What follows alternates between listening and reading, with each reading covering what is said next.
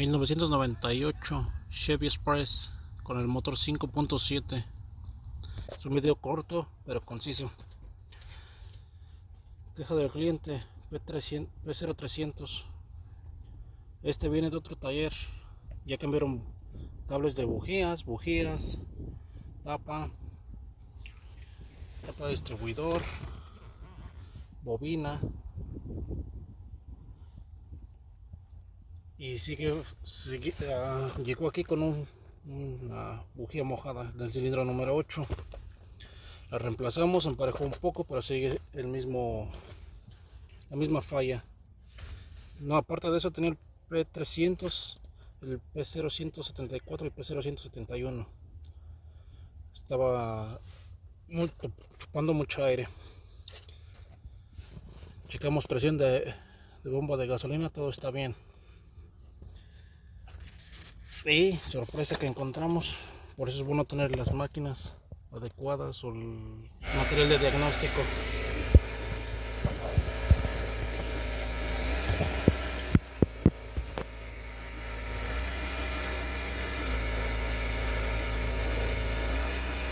No sé si se aprecia el humo que sale.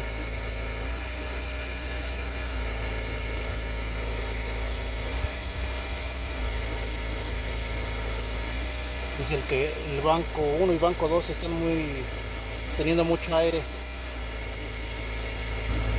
Estaba a punto de decir que eran las juntas del intake, pero no fue eso.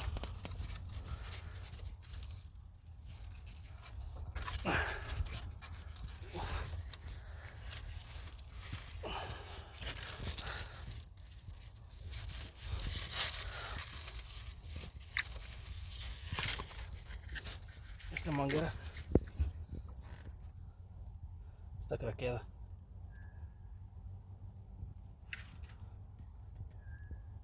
Está chupando aire de más.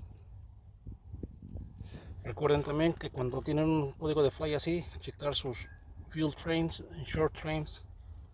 Deben de estar lo más pegados a cero. Y el closed loop. Voy a cortar esta manguera solo para corroborar que se quita la falla. Pero recuerden siempre tener una máquina de humo también para este tipo de casos. Y no nomás andar cambiando partes como hicieron estos. Saludos y suscríbanse.